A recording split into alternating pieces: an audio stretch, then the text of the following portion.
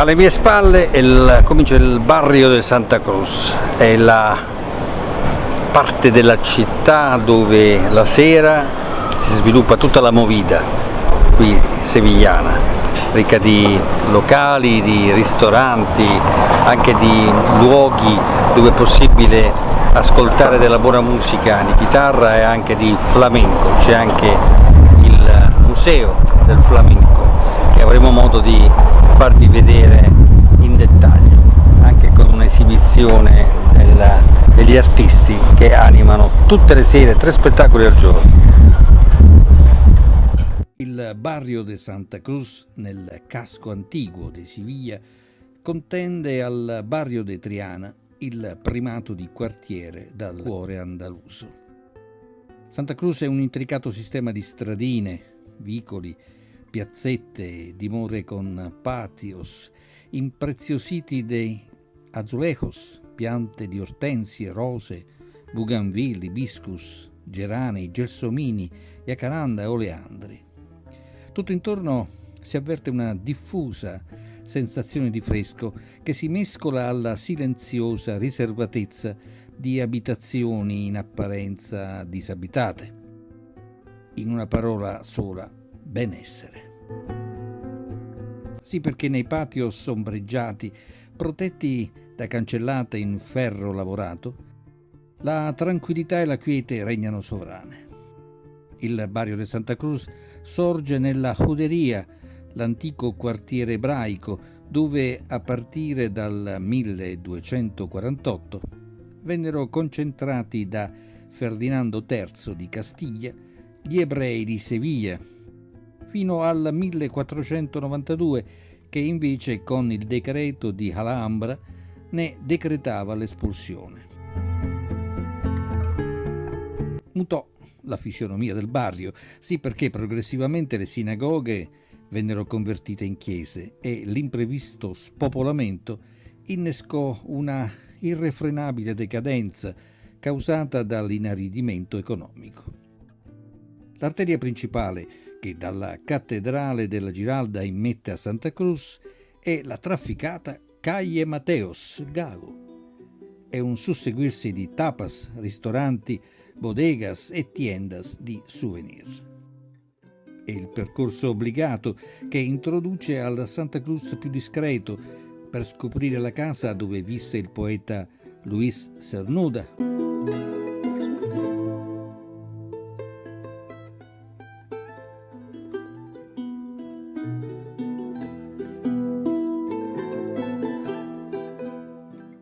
Oppure nella omonima Calle Columnas, i resti del colonnato romano risalenti all'imperatore Adriano a cavallo tra il I e il II secolo d.C., colonne alte 9 metri, realizzate in granito egiziano, come quelli del Pantheon di Roma, a circa 5 metri più in basso del livello stradale, facenti parte probabilmente di un tempio religioso. Nel 1574, su iniziativa del conte de Barajas, che bonificò la zona, le 2 colonne vennero trasferite in Plaza Ahmeda de Hércules, nei pressi della Macarena, per celebrare i trionfi di Ercole, mitico fondatore di Spalis, antico nome di Seviglia, e Giulio Cesare. Il segreto sta nel percorrere senza meta i vicoli e piazzette, adornate da aranci, talvolta animate da musicisti, ballerini, virtuosi di chitarra o allegre formazioni di mariachi in versione andalusa.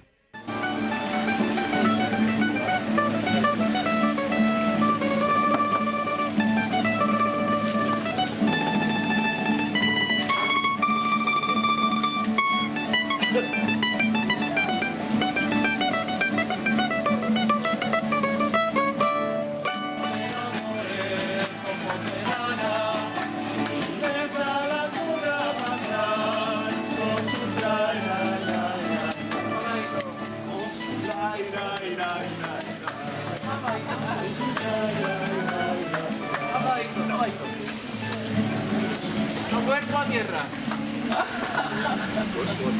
¡Arriba!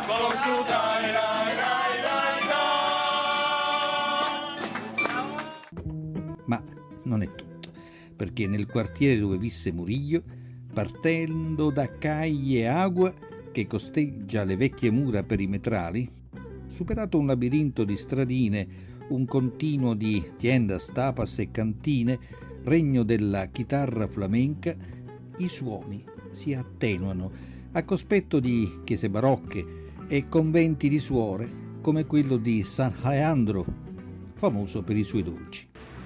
Siamo al monastero di San Leandro.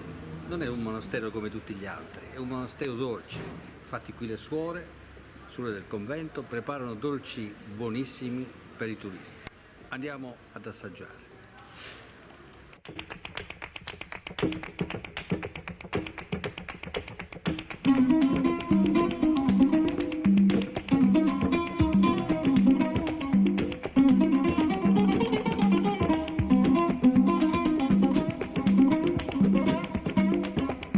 Passo dopo passo il barrio riserva altre sorprese. Il Museo del Baile Flamenco in Calle Manuel Rojas Marcos, per poi scoprire che in Calle Aire, un elegante palazzo nobiliare del XV secolo, ospita un elegante centro benessere. Sono i bagni arabi e romani in versione extralusso e poco più in là la Casa del Moro, punteggiata nella facciata da volti incastonati in pietra nera, o il verde rigoglioso dei giardini di Murillo nel limitare sud del barrio, là dove in epoca moresca vi erano gli orti del parco dell'Alcazar. Atmosfere, suoni, immagini di una Sevilla andalusa fino in fondo, che non si arrende al tempo, non dissimile da come la descrisse lo scrittore americano Washington Irving nel libro Viaggio alla scoperta della Spagna.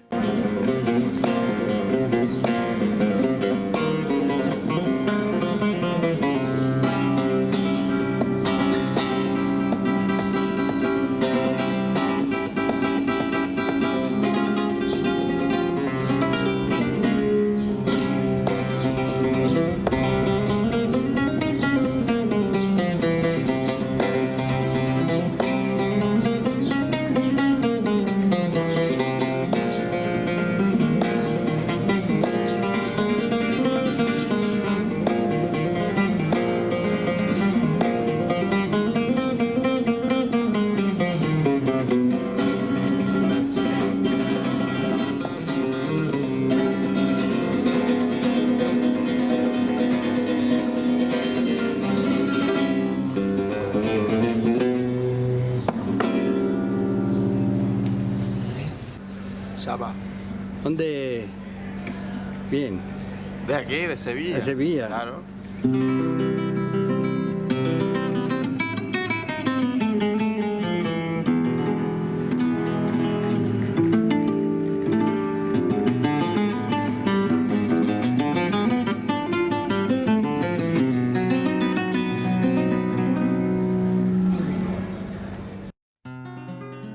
Per gli amanti del baile flamenco a Seviglia non c'è che l'imbarazzo della scelta. Il più rinomato è il Museo del Baile Flamenco al civico numero 3 di Calle Manuel Rojas Marcos nel barrio di Santa Cruz. Realizzato dalla coreografa Cristina Ojos, ambasciatrice nel mondo della danza andalusa per 20 anni nella compagnia del monarca del flamenco, Antonio Gades, il mago assoluto di un'arte misteriosa, severa ed enfatica. Exagerar non es mentir, si legge nel prologo dell'opera Cantes Flamencos del poeta Antonio Machado. Secondo Antonio Gades, la musica più alta è quella che percepisco nei silenzi. Il flamenco, già figlio del cante hondo, il cante profondo che è in verità esaltata nella purezza di un gesto, dove vita e morte si abbracciano nel silenzio che dura un istante, che sfida l'eternità nel riflesso irripetibile dell'emozione. Redenzione finale, limite estremo dell'exagerar non es mentir. Ma, a dispetto di tutto ciò, siamo di fronte ad un paradosso, con al centro proprio Antonio Gades che, contrariamente a quello che si sarebbe portati a credere, con l'Andalusia non aveva nulla a che vedere.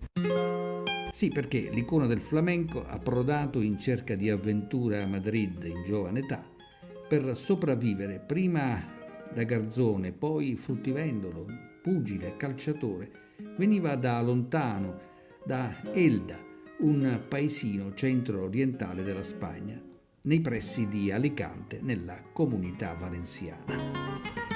Nella capitale il destino gli fece incontrare la star della danza, Pilar López, maestra di una scuola di flamenco che al termine del provino, intuendone le qualità, profetizzò per il giovane Antonio, dallo sguardo profondo, un futuro radioso. Secondo Pilar, infatti, con quel corpo esile e quelle gambe forti, erano proprio nate per danzare. Non la pensava così la madre di Antonio Gades, che ilare commentava: «Tu, ballerino, non farmi ridere. Tu vieni da una famiglia di ribelli, di duri. Non hai mai visto un flamenco in vita tua e non sei nemmeno andaluso». Ovviamente si sbagliava, perché il ragazzo tuttofare ha sfatato il pregiudizio che per bailar el flamenco occorre essere andalusi con sangue gitano nelle vene. Niente di tutto questo. Sì, perché per Antonio Gades il flamenco è sentimento, una danza non solo gitana, una danza che viene da lontano perché è appartenuta agli arabi, agli ebrei spagnoli e ancor prima agli indiani.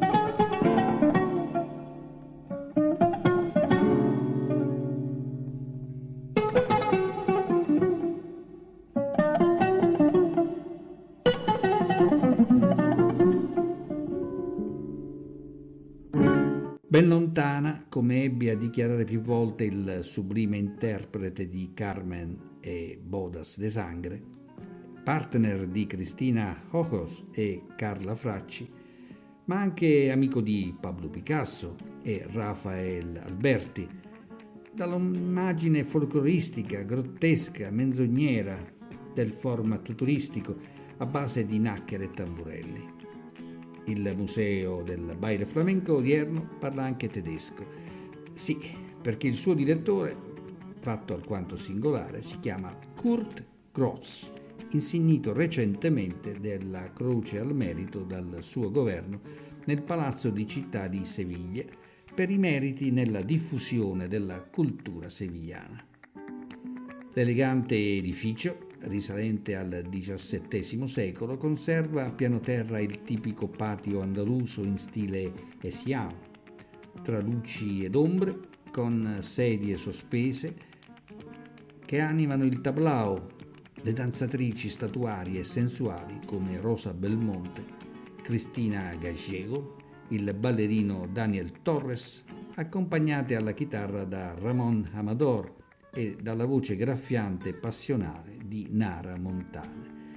Spettacoli pomeridiani e serali che regalano momenti emozionali nel segno della qualità e della raffinatezza scenografica. Il Museo del Baile Flamenco è inoltre un'occasione per saperne di più sulla danza nella attigua galleria d'arte e di fotografia, con percorsi interattivi, nonché accademia di danza, chitarra, canto, percussioni e il jaleo, il battito delle mani, aperte anche ai neofiti. Per chi infine volesse cimentarsi, una lezione di ballo di un'ora costa solo 10 euro. Un'ultima segnalazione per gli appassionati: se vi capitasse di trascorrere le vacanze a Seviglia in un anno pari, nel mese di settembre la Hartuca di Seviglia ospita il Festival del Flamenco, un'occasione imperdibile per scoprire il pianeta flamenco.